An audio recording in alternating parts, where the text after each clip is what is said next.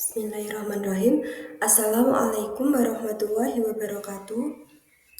Alhamdulillahirabbil alamin wa bihi nasta'in wa ala umuri dunya waddin wassalatu wassalamu ala asrofil anbiya'i wal mursalin sayyidina wa maulana Muhammadin wa ala alihi washabihi ajmain amma ba'd. Terima kasih kepada Ibu dosen Siti Robika MAG yang telah memberikan tugas UTS feminisme.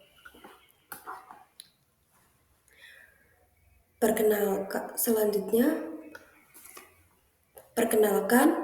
nama saya Melitri Astuti dengan NIM 5305022009 dari Prodi Akidah Filsafat Islam semester 4 dengan matkul feminisme.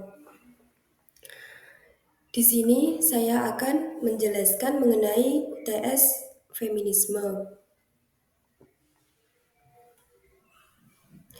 Nah, apa sih itu feminisme? Feminisme berasal dari kata feminim dalam bahasa Prancis yang berarti kewanitaan atau keperempuanan.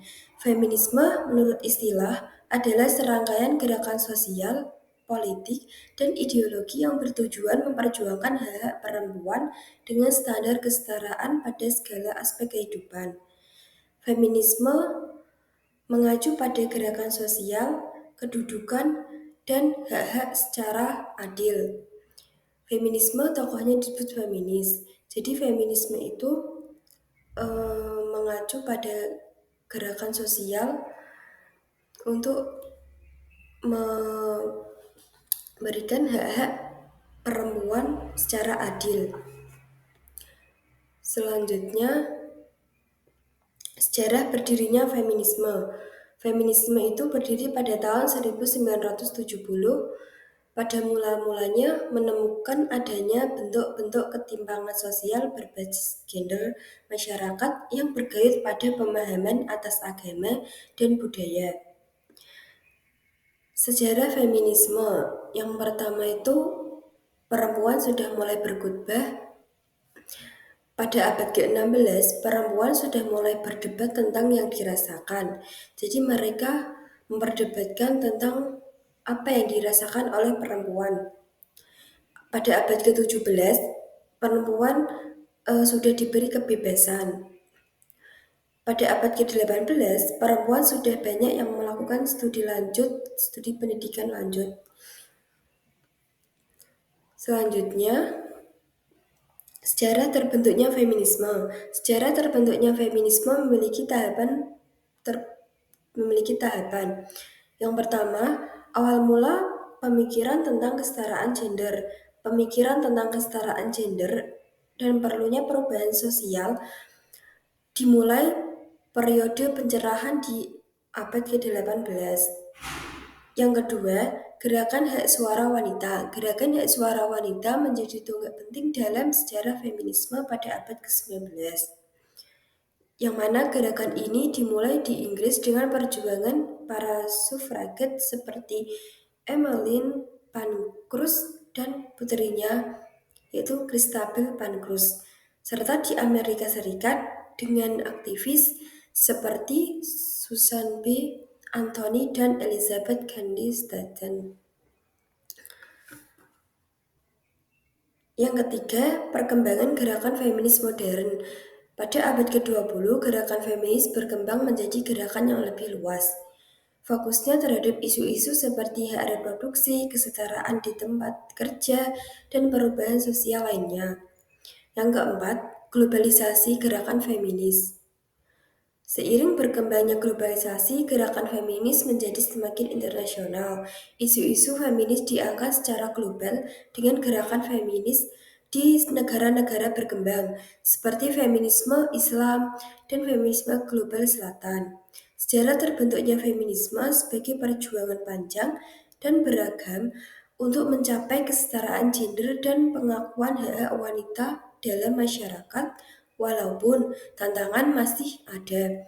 Gerakan feminis terus berjuang untuk menciptakan dunia yang lebih adil dan inklusif bagi semua orang. Selanjutnya, perbedaan gender dan seks. Jadi gender itu berkaitan dengan laki-laki atau perempuan. yang mana laki-laki memiliki sifat berani, gagah, rambut pendek, dan lain sebagainya. Sedangkan perempuan dengan cirinya yaitu penakut, gemulai, rambut panjang, dan lain sebagainya. Seks itu berkaitan dengan jenis kelamin. Kalau laki-laki itu mempunyai penis, testis, sedangkan perempuan yaitu vagina, ovum, rahim, ovarium, kelenjar memae. Selanjutnya, ragam pemikiran feminis. Yang pertama ada feminis anarkis, yaitu perlawanan terhadap negara. Cirinya kulit hitam, yang artinya tidak ada perbedaan memandang ras. Yang kedua, feminis sosialis, yaitu perempuan dapat masuk ke semua lapisan masyarakat dengan cirinya yaitu psikoanalitis atau kepribadian mental. Yang ketiga, feminisme anarkis, feminisme marxis, yaitu kritik patriarki dan eksploitasi beban ganda bagi perempuan dengan cirinya yaitu multiras, artinya persamaan antar ras. Yang keempat, feminisme radikal, yaitu keinginan untuk membebaskan dari budaya patriarki di segala hidup. Dengan cirinya yaitu pasca feminisme, yang berarti perempuan sudah mencapai tujuan. Yang kelima, feminisme ekofeminisme, yaitu feminisme tentang lingkungan dengan cirinya pasca struktural atau pasca modern, yang berarti feminisme menjadi pendekatan atau teori.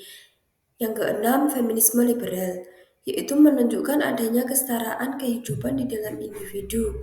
Karakteristiknya pasca kolonial melawan penindasan. Dengan cirinya yaitu dunia ketiga mengubah pemilihan tradisional. Selain itu modern, awal banyak aturan tentang menyetorkan laki-laki dan perempuan. Selanjutnya, pendapat saya tentang feminisme. Menurut pendapat saya, feminisme itu penting dan layak diperjuangkan. Karena apa? Karena untuk mensetarakan keadilan hak-hak perempuan pada aspek kehidupan. Mensetarakan hak-hak perempuan dan laki-laki agar sama, supaya perempuan tidak direndahkan lagi. Karena perempuan itu sangatlah istimewa dan dimuliakan Allah. Maka perempuan tidak boleh direndahkan, selayaknya perempuan harus dihormati. Perempuan tidak boleh dilecehkan, dihina karena perempuanlah yang melahirkan kita di dunia dengan jerih payah.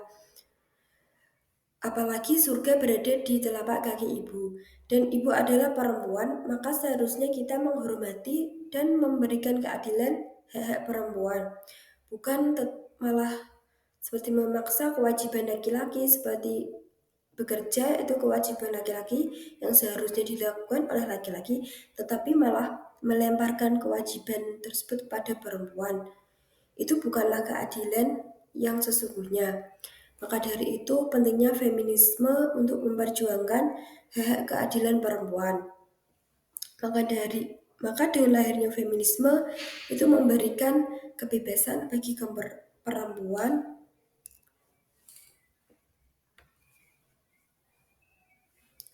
Mungkin itu saja yang bisa saya sampaikan di UTS feminisme ini. Bila ada kesalahan kata atau makna, mohon dimaafkan. Terima kasih. Wassalamualaikum warahmatullahi wabarakatuh.